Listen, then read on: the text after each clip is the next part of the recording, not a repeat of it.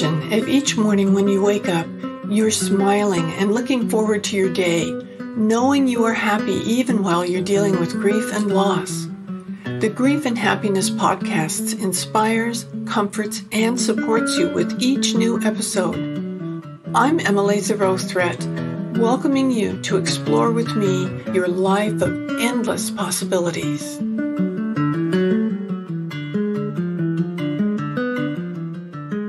Aloha! I'm so happy you're here with us today to listen to my very special guest, Barbara Karnes. She's got so much experience with the whole death and dying process and anything you want to know. So we're going to have an interesting conversation today. And we were talking a bit about something that we'll talk about here. But first, Barbara, could you kind of introduce yourselves to our listeners? Sure. I'm a registered nurse. I started in hospice, in the early 80s and did direct patient care for 5-6 years before I got into administration. And during those 5 to 6 years, I learned that there are only 2 ways to die, gradual or fast, and that gradual death has a process. And my patients and their families taught me about end of life.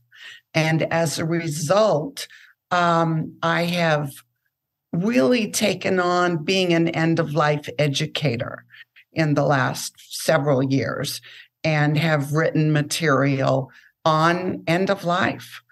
That's that written material is so important. You write mostly booklets that are specific.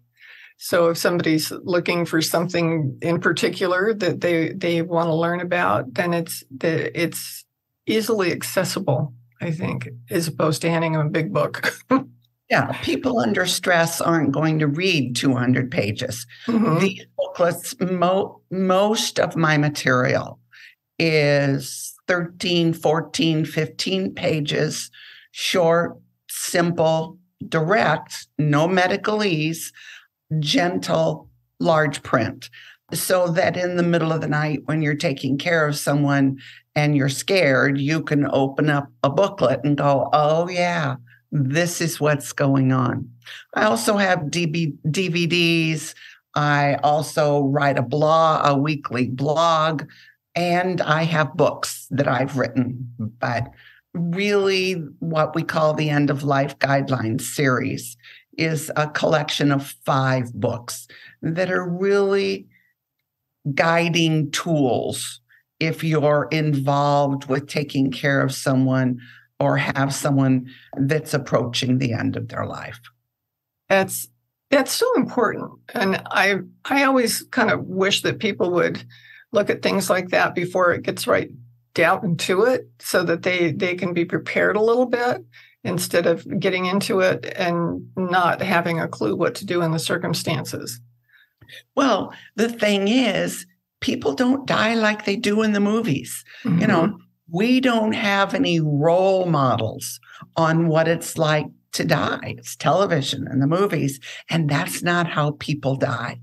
And so but no one tells us this. No one tells us.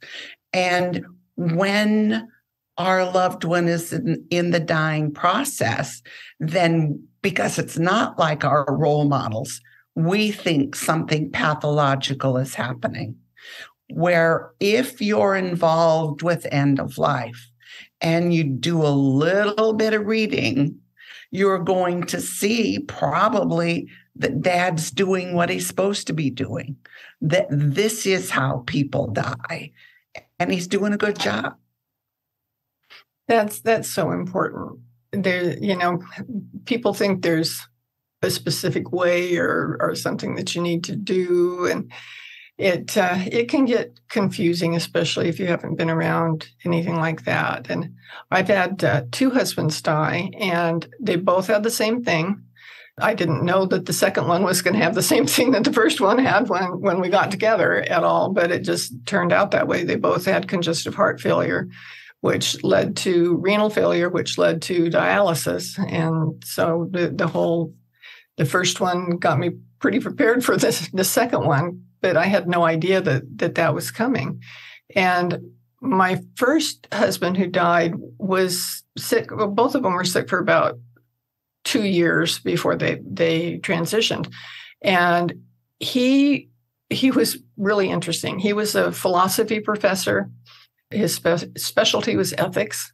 And he got in the late 70s very interested in death and dying. And I don't know why. That I was just thinking, we never had that conversation, so I don't know what his fascination was with it. But he thought it would be good to teach the nurses at the college where he taught a class on death and dying, because they didn't have anything like that at that point. So he went on a sabbatical to England, where Dame Cecily Saunders and Dr. Richard Lamberton was like her right-hand man, and Jacques became good friends with Richard, and he even came to visit us and did talks for us and that sort of thing. And he learned so much that when he came back, he was ready to teach that class. He developed the class. It got to the point where it was the only class he was teaching, because they had so many nursing students and they all had to take it, that he was kind of constantly surrounded by death and dying issues. And he and a friend of his who was a marriage, family, child counselor decided that they would do a bereavement group, because at that time they didn't have hospice in town yet. They didn't have a bereavement group in town. And so they really kind of started filling a need that nobody else had. And what happened was that the people that did come to the group were so overwhelmed with grief through no education,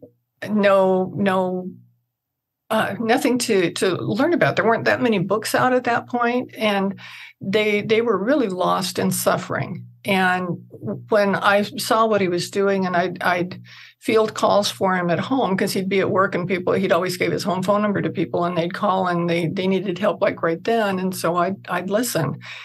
And I got to the point where I thought, I don't think I want to go to a grief group if I ever have somebody close enough to me that I felt like I needed some help, that I didn't want to go where everybody was going to cry all the time.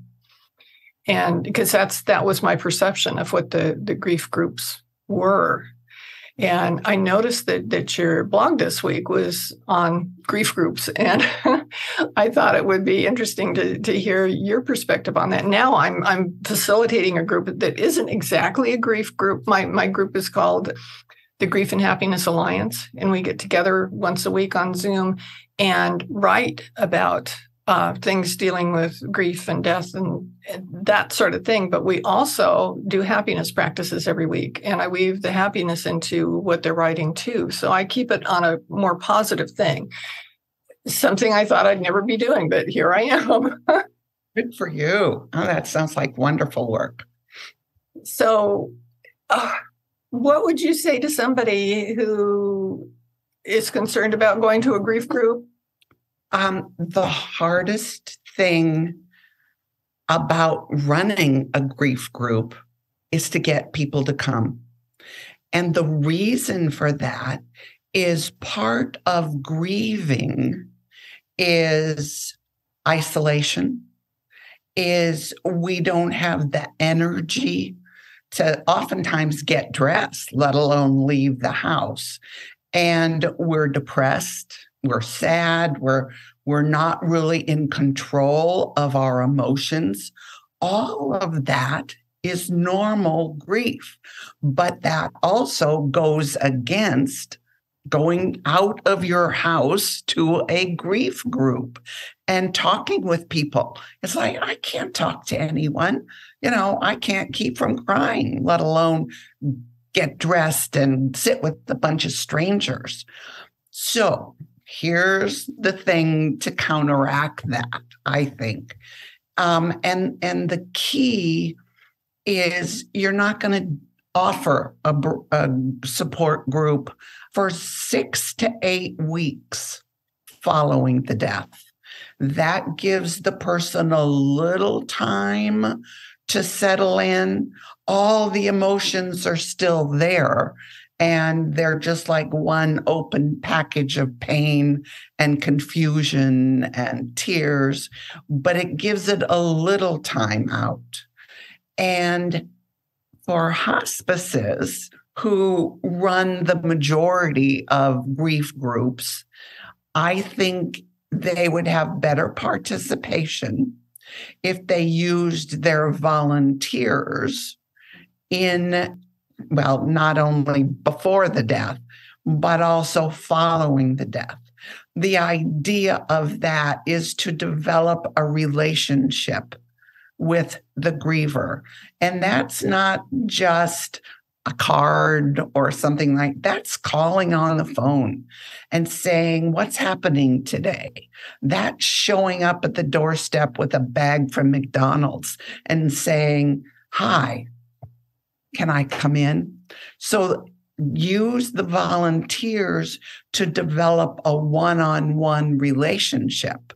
And then in 6 or 8 weeks, when you have your bereavement group, that volunteer says, hospice has got a bereavement group. And you know what? Let's you and I go together. Yeah. I'll pick you up and we'll go and I'm going to stay and let's do this together. That gives the griever some support. A friend is guiding and supporting them. And that's the best way that you're going to get people to come to a bereavement support group. Oh, that's such wise advice. There's just so many people that are alone after someone transitions, and I could see that, like after Jacques died, the husband that I was referring to earlier, he was so popular in town and so many people knew him through a lot of things, not just the college, but he also was an actor and singer, and he was all over the community. And tons of people came to his celebration of life, and tons of people said, just let me know if I can do anything. Yeah. So that didn't work. And that's, we who are friends of someone who is experiencing a death and is grieving, we don't know what to say to someone who's grieving.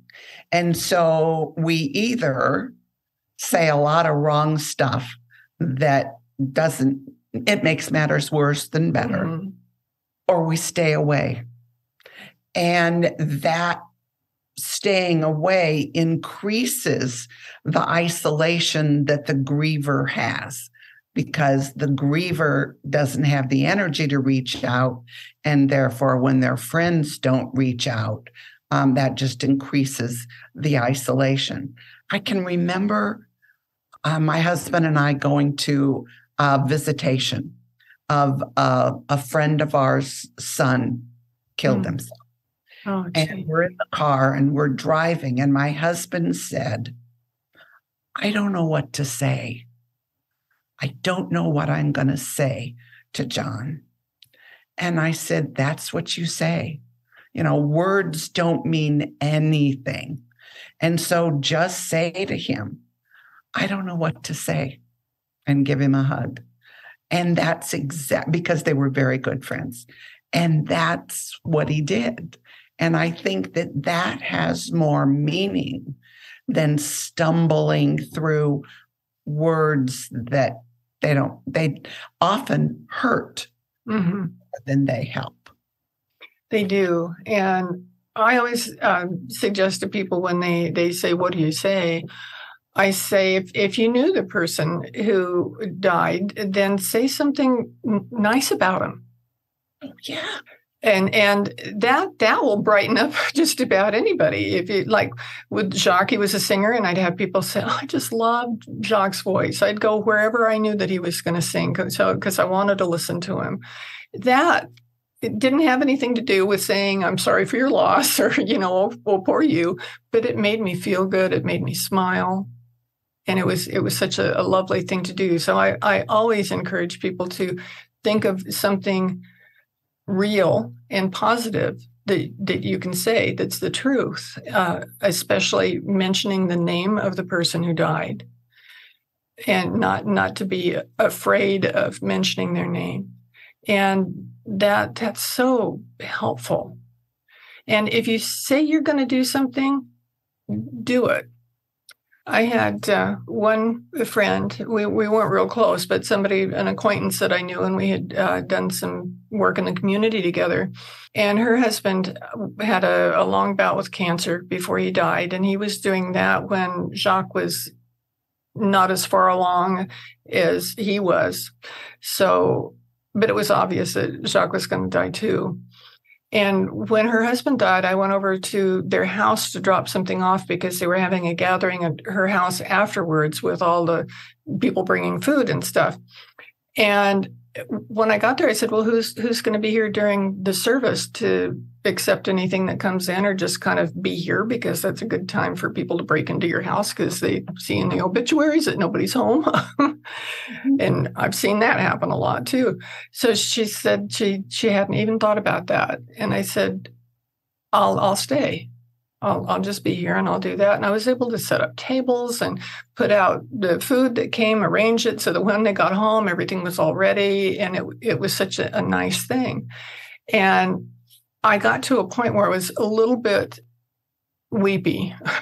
So I just went out in her garage to kind of get my act together. And she saw me go out there. So she came out. I'll try and get through this. She said, I'll be there for you too. And boy, was she. It was amazing.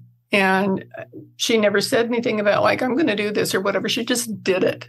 She just took care of what needed to be. She sensed what needed to be taken care of. And nobody else was taking care of it. And she took care of it like I did for her. So when you can see that there's a need and you can fill it and you do that, that not only makes them feel good, but makes you feel good too. It does. And I think you make a really great point also, in that she walked in your shoes. Mm-hmm. She knew what would bring you comfort and what would help you because she'd been there. Mm-hmm. And that makes a big difference also. Yeah, it does. It's so many times we think we don't have anybody to talk to because nobody else just lost the love of their life, you know. And you don't have to talk to just people who just lost the love of their life. We're all human. We all are dealing with different kinds of loss. And a lot of times, if you just go and sit and hold their hand and listen to them, or sit in silence, that's awesome. Don't worry about what you're going to do. And because the comfort isn't about the words, mm-hmm. It's about being there. It's about holding hands. It's about, I'm here for you. And without having to be asked, don't say to someone, call me if I can help you, because they won't. They won't. They never will. So you don't ask for permission, you show up. And also, for the first month or so, we as friends are aware of the loss that our friend has. And so we're there and we're bringing food and the church ladies are coming. But after about a month or so, the church ladies stop bringing in the food and everyone else seems to go back into their normal life and routine. And we, the griever, realize we don't have a life or routine to go back to, that we have to create a new life. Mm-hmm. And we tend to be even more alone because everyone else kind of figures, well, you know, they've moved on and we haven't. So if you're a friend, keep that contact. It's so important, not just for a month, but for months and months. Show up with your McDonald's. Just call on the phone. What's happening today? Let's go to a movie. You know, help that person. They can't help themselves because that's part of grief. So that's what we, being friends, are about and how we can support. Yeah, it's just critically important. I know I had a friend once who was dealing with cancer, and I was talking to my husband, Ron, the other husband, about what could I do for her. And he said, stay in contact with her. Bingo. And so I did. Every day, when she was going through chemotherapy, I either sent her a text, I sent her an email, I sent her a card, I sent her a letter. I did some, it didn't have to be big, but just one little thing every day. And so she knew that she was supported. Mm-hmm. So, and after Ron died, a few months after he died, a really good friend of his died suddenly, who was a lot younger. And we were family friends on the mainland before I moved over here to Maui, or we moved here. And I was so concerned about his wife because I knew that she wasn't the least bit prepared for something like this to have happened because it was very sudden. And so I decided, I wrote her a letter. I just sat down and wrote her a letter within hours after he died of, these are the things to think about now. These are the things you don't have to worry about now. And they just came to me, and I was able, even though I was in Hawaii and she was on the mainland, I was able to figure out a way to get that to her within a couple of hours where she actually had it in her hand. And she let me know later that meant the world to her because nobody was talking to her about stuff like that. Yeah. That everybody thinks that you know what to do when you have absolutely no experience. Right. You don't know what to do. And, advance directives are wonderful, but we Americans tend not to do that, as we all should, and have our affairs in order. And so not only are we grieving this loss, whether it was expected, because we really, even if we're told someone's going to die, we really don't think they're going to be. There's going to be a miracle. So even if it's gradual death or fast death, we, particularly Americans, aren't prepared. We don't even know how to call a funeral home, most of us. Most of us don't even know where a cemetery is that we would like to go to. And so not only are we carrying this immense grief from loss and everything that goes with that, but there's a lot of responsible things that need to be done that we don't know anything about. And that just compounds all the confusion that is in our life from the point of death for years. Oh, yeah. And then there's all the guilt that you lay on yourself because you didn't know and you didn't do what you thought you should have. And you think about it later and say, oh, I wish I would have. Mm-hmm. So it's important to do things along the way. One of the big differences between my two husbands, even though they had a lot of similarities with how they departed, was that Jacques, the one who was the ethicist that taught the death and dying classes to all the nurses, I didn't realize until a couple of hours before he died that he hadn't accepted the fact that he was dying. Mm-hmm. He thought that he was going to the doctor and being in the hospital and doing all this stuff so that he'd get better. You have this pacemaker put in and you'll feel better. And, what all the different, and it was constant for those 2 years. Something was going on. But a couple of hours before he died, he said, am I going to get better? And I thought, oh my gosh, we should have been talking about this with him, mm-hmm. Because he was talking to everybody else in his profession about what happens, but we hadn't dealt with it with him. And he died 2 hours after he asked that question. So that kind of broke my heart because I should have known better. I don't like that should word, but I wish that I would have thought of that. I wish that we could have had those conversations. Right. Can I toss something out here? Absolutely. We die the way we've lived. And we die according to our personality. And think about his personality. And it sounds like he was a doer, active kind of person. And so he kept being a doer and mm-hmm. active. And when he realized, and we live in our body, we know when we're dying. It may be 2 hours before we die, but we know. And what I hear is that his personality, when he realized that he wasn't going to get better, it was okay. And he let go. Yes. Thank you. Thank you so much for that, because I'm sure that's exactly what happened. Yeah, it really was. To our personality. Yeah. Only most people don't know that. Yeah. And Ron, when you said that, I thought, well, Ron died by his personality also. He was a religious science minister. He hadn't done that his whole life, but he had done that late in his life, and that's how he lived. And we had all the talks. We lived in the moment. We spent all our time together. We did everything that we needed to do. And when he first realized that it's coming, it's relatively soon, he said, but I don't want to go on hospice. I said, nobody's making you go on hospice. You do what you want to do. And that was Friday. And on Monday, he said, it's time for me to go on hospice now. And I said, okay. I made the phone call and we got that started. He was surrounded by so many friends. They came over from the mainland, and then the friends he'd made here, our Ohana here on Maui, were all here. It was like a party all week.